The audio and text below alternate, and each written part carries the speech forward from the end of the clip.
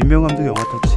네, 오늘 영화의 주제가 숙제죠. 예, 숙제를 이렇게 주제로 한 영화 중에 제가 젊었을 적에 가장 좋아했던 영화풍이었고, 그 영향을 받아서 제가 영화 감독이 되는데 결정적인 역할을 했던 영화가 있었는데요.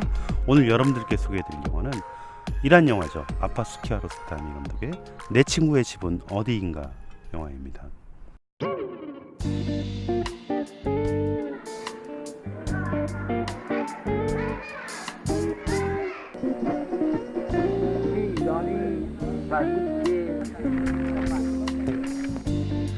내 친구의 집은 어디인가, 이 작품은 여러분들 많이 좋아하셨죠. 예, 향수에 관한 영화이고, 또 이란 영화의 서막을 알리는 영화였고, 아시아 영화의 부흥을 일깨운 영화였고, 그리고 대한민국 영화의 지평을, 예술 영화의 어떤 선입견을 바꾼 영화가 바로 내 친구의 집은 어디인가, 이 작품이 아닌가 생각을 합니다.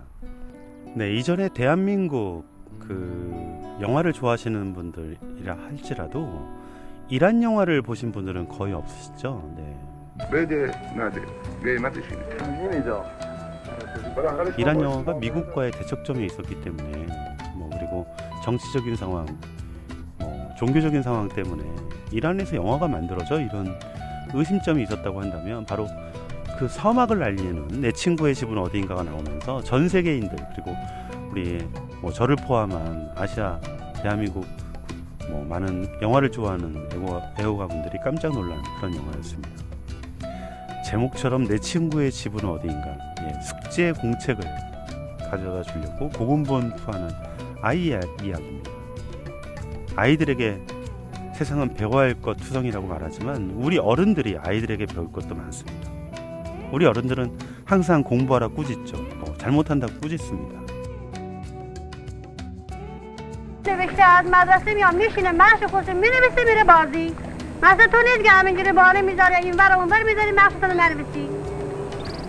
하지만 정작 그런 아이들이 어른이 되면 자신이 꾸짖는 그 꾸지람을 우리가 되돌려 볼 때 참 어색하기만 합니다. 우리가 해야 될 숙제는 하지 못한 채 아이들에게 배워야 될 그 숙제를 강요하는 것 아닌가, 이렇게 생각이 드는데요. 주인공 네미자데가 연습장에 숙제를 내서 선생님에게 꾸중을 듣는 아이에 지켜주기 위해서 그 숙제 공책을 아이를 찾아 가져다 준다는 그런 이야기입니다. 아이들은 원래 잘 울죠. 그리고 아이들은 원래 질투를 많이 하고, 아이들은 그리고 싸웁니다. 하지만 아이들은 어떤 식으로든 나름의 진실을 또 이야기하는 방향이 또 아이들이기도 합니다. 이 감독이 바로 그 아이의 진실에 관한 상념, 그리고 진실에 대한 노력, 진실에 대한 흔적을 찾고자 했던 것이 바로 내 친구의 집은 어디인가, 이 작품의 주제가 아닌가 생각을 합니다. 내 친구의 집은 어디인가가 이렇게 3부작으로 만들어졌다고 해요. 지금 오늘 소개해드릴 내 친구의 집은 어디인가, 삶은 그리고 지속된다, 그리고 올리브 나무 사이로, 이렇게 지그재그 3부작이라고 하는데, 마침 제가 지그재그 3부작을 생각하다 이곳 한 오름의 정상에 오면 지금 멀리 내다보이는 바로 이 평원과 멀리 내다보이는 바닷가와 마을, 그리고 서막이 우리들 마음에 어떤 지그재그 3부작을 불러일으키는 감상을 전해주지 않을까 해서 오름까지 올라와서 여러분들에게 생생하게 현장에서 내 친구의 집은 어디인가를 말씀드리고 있습니다.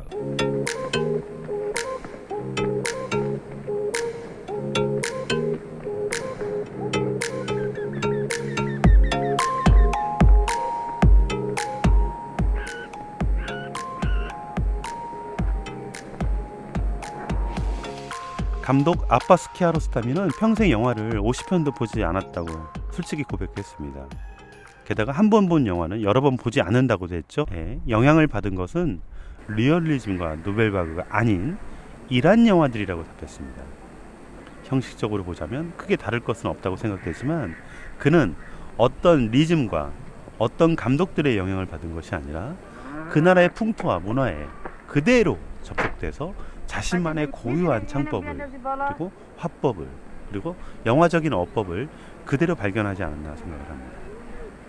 네, 저도 영화를 보면서 가장 주의하는 것은 영화가 우리 삶의 위에 있으면 안 된다는 점입니다. 자신의 취미 자체가 그리고 자신의 직업 자체가 우상이 되면 곤란합니다. 왜냐하면 영화는 특정한 삶에, 특정한 언어에 그리고 특정한 이야기에 초점이 맞춰져 있습니다. 그렇기 때문에 영화가 끝나면 다시 삶이 지속되어야 합니다. 바로 키아로스타미가 내 친구의 집은 어디인가에 나왔던 그 아이, 주인공이 비전문 배우이기 때문에 영화가 끝난 다음에 이 아이가 올곧이 자신의 삶을 살 수 있도록, 배우가 아닌 그 아이의 꼬마로 살 수 있도록 정말 큰 배려를 했다고 합니다. 이 아이가 영화의 물씬에 빠지지 않게, 향락에 빠지지 않게 이 아이가 오롯이 숙제도 그대로 하고 공부도 그대로 한 채 영화를 함께 나눴다고 합니다. 어떻게 이 영화가 정말 사랑스럽지 않을 수 있겠습니까? 영화가 우리로 하여금 타인의 삶, 그러니까 같은 나라 혹은 외국 사람이라도 영화를 통해 삶을 간접적으로 증언해주는 그 체험을 통해 우리는 영화를 사실은 같이 함께하고 있고 같이 겪으면서 같이 옛날 이야기를 함께하는 그런 시공간을 넘어서는 특이한 체험을 하고 있는 것이죠. 그렇기 때문에 영화를 통해서 아이의 시선이 중요하다고 생각한다면 아이의 시선만큼 다른 어른의 시선을 개입하지 않은 채 아이의 감정 그대로 따라가는 것이 바로 내 친구의 집은 어디인가의 특징이라고 할 수 있겠습니다.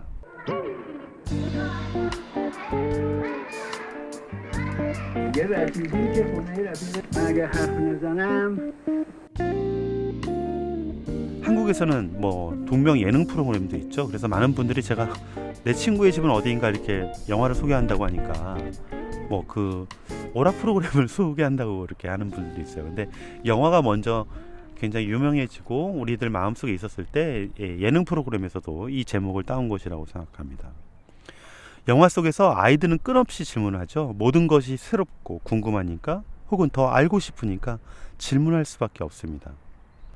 이곳 주인공 아이가 수업이 끝나고 그리고 수업 중에 질문을 하면 선생이 굉장히 곤혹한 그리고 피곤한 얼굴을 하죠.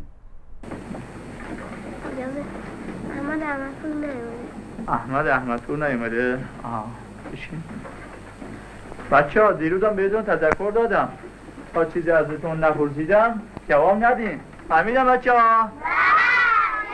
مشغول بریم بیرون. 이 아이들이 수업이 끝나고 하는 일은 무엇일까요? 이란에서 배경은 이랬던 것 같아요. 이게 궁핍한 시골 마을이다 보니 아이들이 학교에 끝나고 집에 왔을 때 그 부모님의 일을 지속적으로 도와줘야 됩니다. 그리고 도움을 떠나서 그 아이가 도움을 주는 것이 아니라 그냥 바로 그 집의 일꾼입니다. 예. 그리고 그걸 당연시하는 그 부모님과 또 당연히 그 부모의 일을 내가 하는 일로 생각하는 그 아이들이 있죠. 어떻게 보면 뭐 너무 어른스럽기도 하고 또 한편으로 안 되기도 했습니다. 뛰어놀 나이에 집안일에 긍정합니다. 그렇지만 그 부모님들도 가난에 벗어나고자 하는 교육열은 대단하죠. 아이가 숙제를 했는지, 아이가 잘 학교 공부를 마쳤는지 궁금해합니다. 아이의 순수하고 귀여운 모습도 있지만 영화 중반부터는 이 주인공 아이가 자신의 짝꿍인 이 아이가 숙제를 못했을 때 이 아이를 살펴보고자 엄청나게 노력을 하죠. 아이가 노력하고자 하는 그리고 아이가 함께하고자 하는 그 노력의 흔적은 무엇일까요? 예, 바로 옆 짝꿍이 선생님으로부터 그 다음날 자신의 짝꿍이 혼나지 않기를 바란다는 점입니다. 근데 이 영화의 많은 핵심을 많은 분들이 이렇게 헷갈려 하시는 분들도 있어요. 뭐냐면 아이가 공책을 무조건 친구한테 가져다 주기 위한 임무 수행을 하는 줄 아는데 그렇지 않습니다. 그 임무 수행은 하나의 과정이고 아이가 선생님으로부터 꾸중을 받아서 더 이상 울지 않기를, 그리고 아이가 한 반의 구성원으로서 아이처럼 행복하고 그리고 주인공처럼 아름답게 뛰어놀고 같이 함께하기를 이렇게 바라는 소망이죠.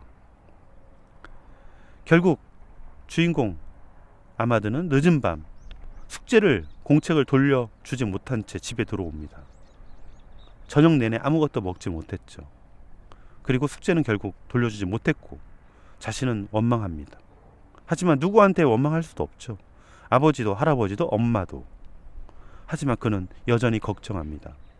자신의 짝꿍 네마자데가 내일도 숙제를 안 하면 퇴학당할 것이기 때문입니다. 다음날 교실 풍경입니다. 선생은 어느 날처럼 숙제 검사를 시작하죠. 그리고 옆에 앉으면 그의 공책에 숙제를 해왔다고 대신 내줍니다. 비전문 배우가 그리고 음악도 전무한 채 영화적인 형식을 파괴하고 영화란 무엇인지에 대한 다시 올곧게 질문하는 영화 내 친구의 집은 어디인가입니다. 영화를 찍는 동안 영화에 출연했던 그 지방 사람들과 너무 정이 깊어져 나중에 헤어지는 것이 힘들어졌다고 합니다. 이런 이유로 감독은 결국 내 친구의 집은 어디인가를 그리고 삶은 계속되고 또한 올리브나무 사이로 이렇게 지그재그 3부작을 만듭니다. 그리고 카메라 뒤에서 일어나는 일들이 감독 자신은 더 소중하고 흥미롭다고 합니다. 카메라 뒤에서의 삶은 경이롭지만 카메라 앞에서는 이것을 컨트롤하고 재배치하는 감독입니다. 카메라의 기술을 통해 인위적으로 짜 맞추어진 삶은 썩고 말라서 죽어버리는 나무와 같다고 아파스 키아로스타미 감독은 말합니다. 세계 영화인들로부터 격찬을 받았지만 키아로스타미 감독은 그 격찬에 사실 외면했습니다. 이유는 이렇습니다. 카메라 뒤에서 일어나는 우리의 삶에는 관심이 없고 카메라 앞에서 연기하는 그 앞에서의 형해진 우리 삶이 풍요로울 때 카메라 뒤의 삶은 가난하다, 이런 이야기를 했습니다. 저는 한 번쯤 우리들도 나의 친구의 집을 찾는 그리고 친구 집을 찾아가는 친구를 위해서 무언가를 대신해주는 그런 노력을 지금 어른이 되어서도 우리가 한 번쯤 해봤으면 한다는 소망을 가져봅니다. 영화를 통해 우리는 길을 따라갔더니 아무것도 없더라는 것을 만나게 됩니다. 그 길 도중에서 사람들을 만나지만 결국 아무 일은 없죠. 하지만 영화의 말미에서 우리는 그 사람들과 그 조그만 감동과 그 조그만 이야기를 통해서 감동을 만나는데 주저하지 않습니다. 왜냐하면 영화는 바로 이처럼 마음으로 만들어졌기 때문입니다. 영화 속에서 보면 주인공 아마드는 계속 달립니다. 아마드가 달리는 두 마을 사이에는 언덕이 있고 그 언덕 꼭대기에는 나무가 있습니다. 그리고 끊임없이 달립니다. 하지만 그 달리는 아이의 꼬리표에는 우정이라는 목표에 도달하기 위한 어려움을 엿볼 수 있습니다.